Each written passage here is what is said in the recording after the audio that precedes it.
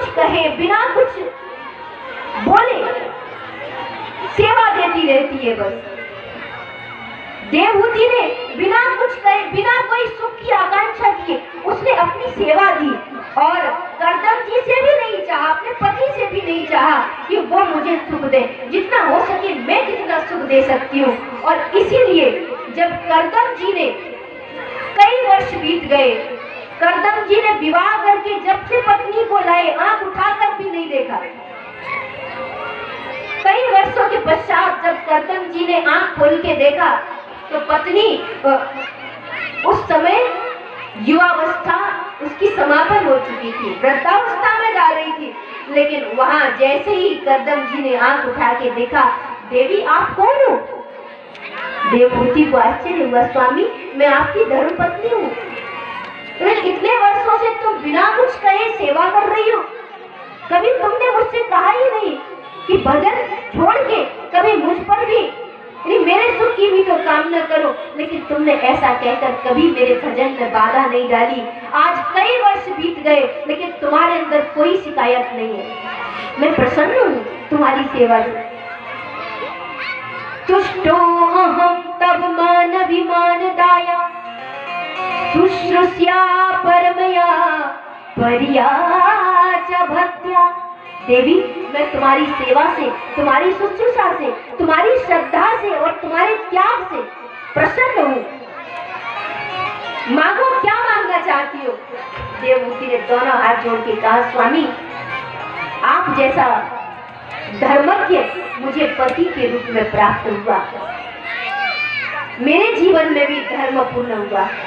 और तब कर्दम जी ने अपने आशीषों से, अपने तप के प्रभाव से पुनः देवहूति नवयौवना हो गई और कर्दम जी ने देवहूति के साथ सुंदर दाम्पत्य का निर्वाह करते हुए, समस्त सुख देवहूति को प्रदान करते हुए, और तब देवहूति के 9 कन्याएं हुई जो नवदा भक्ति के रूप में 9 कन्याओं ने जन्म लिया। पहले पुत्र नहीं आया, पहले कन्याएं आई, पहले पुत्रियों का जन्म हुआ। और ये पुत्रियां साधारण नहीं है, मगर 9 भक्तियां ही कर्दम के जीवन में आ गई, देवहूति के जीवन में आ गई। और तब 10वीं संतान के रूप में भगवान कपिल का अवतार देवहूति के गर्भ से होता है। बोले श्री कपिल भगवान की।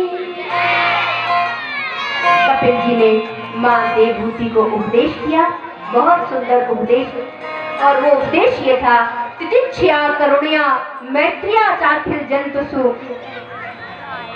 समस्त प्राणियों में करुणा, मैत्री, तितिक्षा, सम्मत्वेन सर्वभूतात्मा, समस्त भूतों को समान मानते हुए भगवान संप्रसीदति।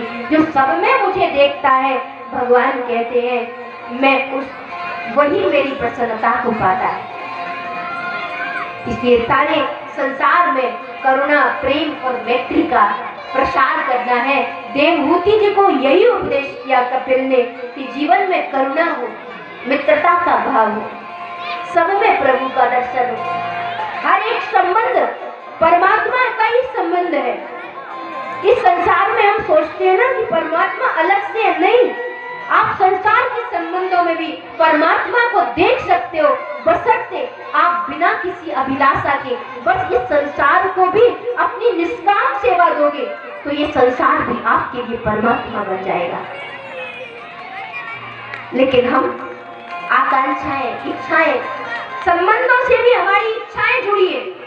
पति पत्नी से बहुत कुछ चाहता है, पत्नी पति से बहुत कुछ चाहती है, लेकिन अगर दोनों सेवा एक दूसरे को दे पाए, एक दूसरे को बगैर किसी शर्त के प्रेम दे पाए, साथ दे पाए, तो वो संबंध भी पारमात्मिक संबंध हो सकता है। लेकिन हम सोचते हैं संसार के संबंध अलग है, परमात्मा का संबंध अलग है। नहीं, इन संबंधों में ही परमात्मा को खोजिए और परमात्मा इन्हीं संबंधों में मिलेगा। बस आपको निष्काम भाव से, अपना शुद्ध भाव से अपना प्रेम, अपनी सेवा अपने परिवार को, इस समाज को, इस राष्ट्र को प्रदान करनी है। फिर आप देखो कि कहाँ नहीं है परमात्मा। प्रेम ते प्रगट हो ही